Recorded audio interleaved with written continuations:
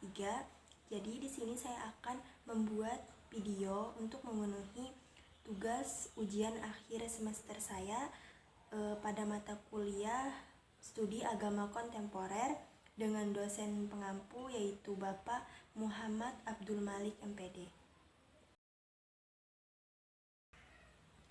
Pluralisme agama adalah konsep yang merujuk pada penerimaan dan pengakuan terhadap keberagaman agama dalam satu komunitas. Di Indonesia yang memiliki 6 agama resmi yaitu Islam, Kristen, Katolik, Hindu, Buddha, dan Konghucu. Pluralisme agama menjadi fenomena sosial yang signifikan. Hal ini mencerminkan bahwa keberagaman sosial politik, budaya, dan agama di negara tersebut. Pluralisme agama tidak berarti bahwa semua agama sama atau memiliki kebenaran yang setara. Sebaliknya, ia menekankan koeksistensi dan saling menghormati antar pemeluk agama yang berbeda. Menurut Anis Malik Toha, pluralisme adalah kondisi di mana berbagai agama hidup berdampingan sambil mempertahankan identitas masing-masing. Jadi, pluralisme agama merupakan upaya untuk menciptakan kerukunan antar umat beragama dengan tetap menghormati perbedaan. Yang mana dalam praktiknya, pluralisme ini tidak hanya melibatkan toleransi, tetapi juga berkomitmen untuk memahami dan menghargai keyakinan orang lain. Toleransi adalah sikap saling menghormati, menghargai, dan menerima antar individu atau kelompok dalam berbagai aspek kehidupan, seperti keyakinan, pendapat, budaya. Secara etimologis, istilah toleransi ini berasal dari bahasa Latin yaitu tolerare yang artinya menahan diri atau bersikap sabar. Dalam konteks sosial, toleransi berfungsi untuk menciptakan kerukunan dan menghindari diskriminasi di antara kelompok-kelompok yang berbeda. Adapun batasan toleransi ada dua, yaitu dalam ibadah dan dalam muamalah, yang mana dalam ibadah ini terkait dengan konteks agama. Toleransi tidak diperbolehkan dalam hal akidah. Misalnya, dalam Islam tidak diperkenankan untuk bertukar ibadah atau mengikuti ajaran agama lain. Yang kedua, dalam muamalah, yaitu toleransi diperbolehkan dalam interaksi sosial dan ekonomi dengan non-muslim, asalkan tidak melanggar prinsip-prinsip agama tersebut.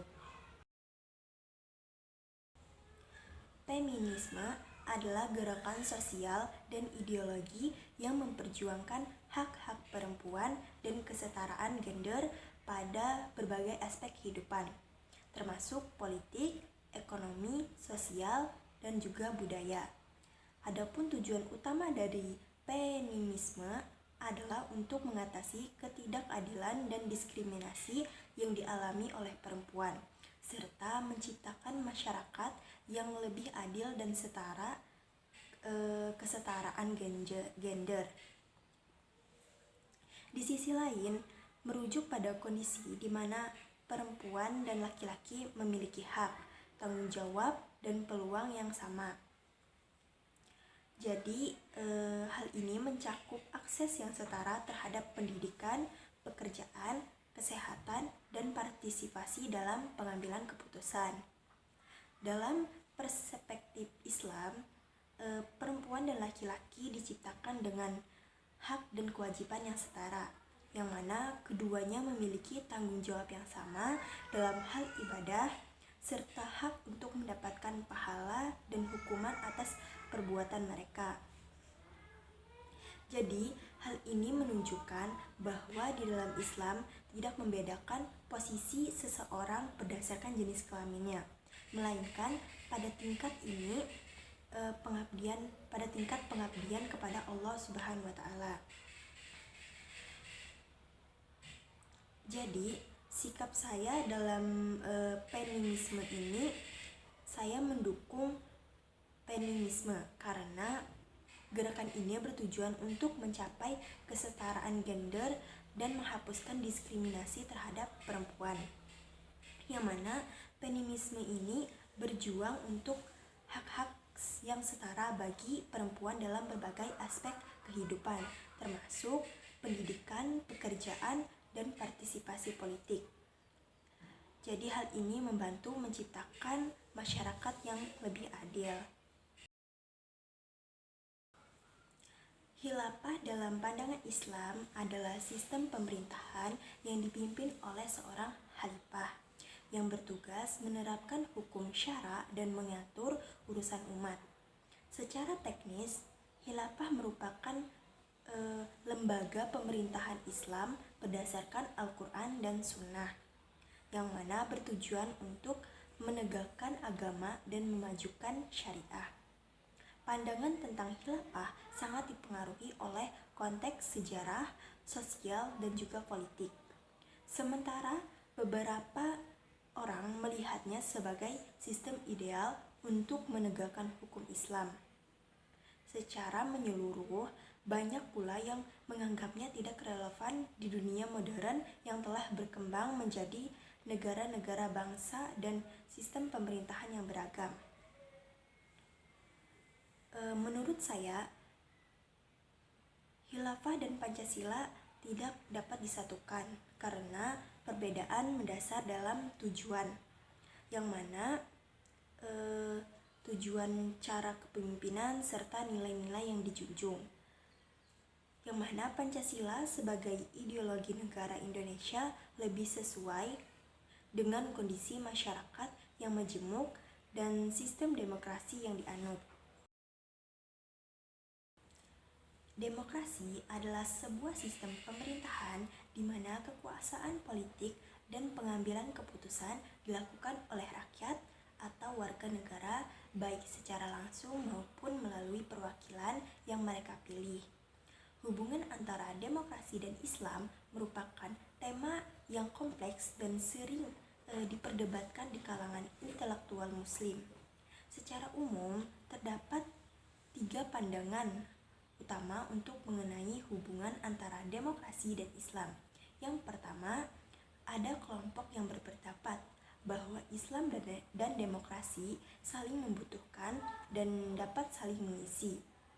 Yang kedua, ada pandangan yang menolak kompatibilitas antara keduanya, menganggap bahwa demokrasi sebagai produk barat bertentangan dengan ajaran Islam yang menekankan kedaulatan Tuhan. Yang ketiga, kelompok moderat berusaha mendamaikan kedua pandangan tersebut dengan mengakui adanya kesamaan nilai, namun tetap memberikan catatan kritis terkait perbedaan sumber dan konteks penerapan tersebut. Sistem demokrasi yang diterapkan di Indonesia memiliki kelebihan dan kekurangan. Mempertahankan demokrasi Pancasila dengan perbaikan pada jalan adalah jalan yang terbaik. Namun, jika sistem ini tidak mampu beradaptasi dengan kebutuhan masyarakat modern, maka reformasi yang lebih mendalam mungkin diperlukan untuk memastikan bahwa demokrasi ini benar-benar berfungsi untuk semua warga negara Indonesia. Islam dan hak asasi manusia atau HAM memiliki hubungan yang kompleks dan saling mempengaruhi.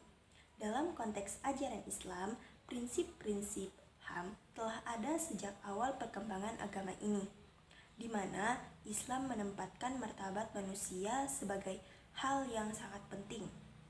Jadi, ajaran Islam mengajarkan bahwa semua manusia diciptakan secara setara dan perbedaan di antara mereka hanya berdasarkan kualitas iman dan ketakwaan kepada Allah Subhanahu wa taala. Konsep ini sejalan dengan nilai-nilai universal HAM yang menekankan persamaan dan kebebasan tanpa diskriminasi. Jadi, sikap saya terhadap HAM ini, saya mendukung HAM, yang mana HAM merupakan prinsip dasar yang menjamin martabat dan kebebasan setiap individu tanpa diskriminasi.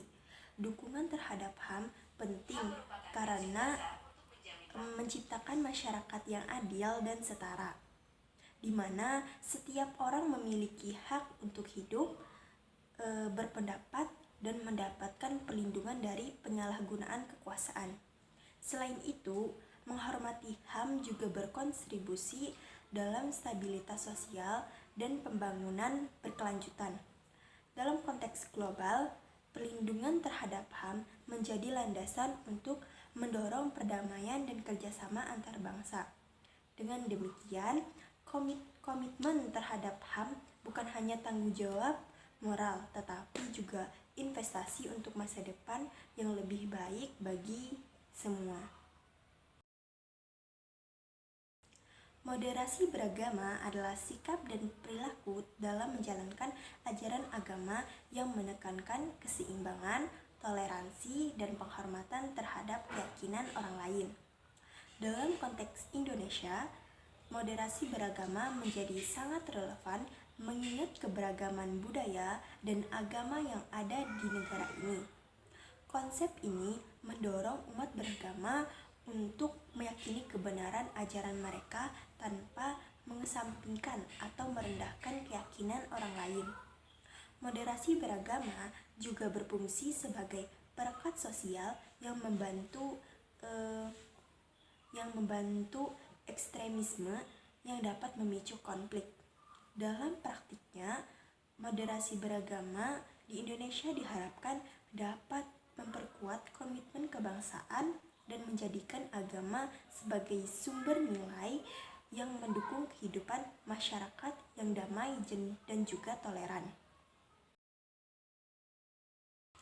Poligami dalam Islam adalah sistem perkawinan di mana seorang suami memiliki lebih dari satu istri secara bersamaan, dengan batasan maksimal yaitu 4 istri. Istilah ini berasal dari bahasa Yunani yang berarti pernikahan banyak, poli banyak, dan gamos yang berarti pernikahan. Dalam konteks hukum Islam, poligami diatur dalam Al-Quran, khususnya dalam surah An-Nisa ayat 4 yang menyatakan, jika kamu khawatir tidak akan mampu berlaku adil terhadap hak-hak perempuan yatim, maka nikahilah perempuan-perempuan itu yang kamu senangi, 2, 3, atau 4. Tetapi jika kamu khawatir tidak akan mampu berlaku adil, maka nikahilah seorang saja. Jadi, sikap saya terhadap orang yang berpoligami, saya menyetujui orang yang berpoligami selagi laki-laki tersebut mampu menafkahi istri-istrinya secara lahir maupun batin. Selain itu, di dalam Al-Quran juga diperbolehkan untuk berpoligami selagi suami itu adil terhadap istri-istrinya. Baik, sekian dari saya. Terima kasih. Wassalamualaikum warahmatullahi wabarakatuh.